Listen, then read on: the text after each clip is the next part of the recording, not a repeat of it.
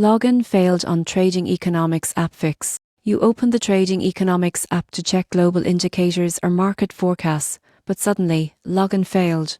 It's annoying, especially if you use the app daily for real-time data. But here's the good news: the fix is quick and straightforward. Start by checking your internet connection. Trading Economics relies on live data feeds, so even a small connection drop can interrupt the login process. Switch between Wi-Fi and mobile data, or turn airplane mode on for 10 seconds, then off again. Next, make sure your app is updated. Open your App Store or Google Play, search for Trading Economics, and hit Update if an update is available. Most login issues happen when older app versions no longer match the latest server protocols. If that doesn't work, retype your credentials. Many users rely on autofill, but stored passwords can sometimes be outdated. Type your email and password manually, making sure there are no extra spaces. Still having trouble? Clear the app cache. On Android, go to Settings, Apps, Trading Economics, Storage, Clear Cache. On iPhone, uninstall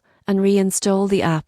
This refreshes all temporary data and resets any corrupt files that may be blocking login access. Also, try disabling any PIN. Trading Economics can sometimes block mass DIP addresses for security reasons, which leads to login rejections. If nothing works, attempt to log in through the Trading Economics website. If it succeeds there, your app likely just needs a clean reinstall. If both fail, the servers might be undergoing maintenance, so try again in a few minutes. So next time your login fails on the Trading Economics app, remember, check your connection, update the app, clear your cache, and type your password manually. These simple steps will have you back accessing global economic data and forecasts in no time.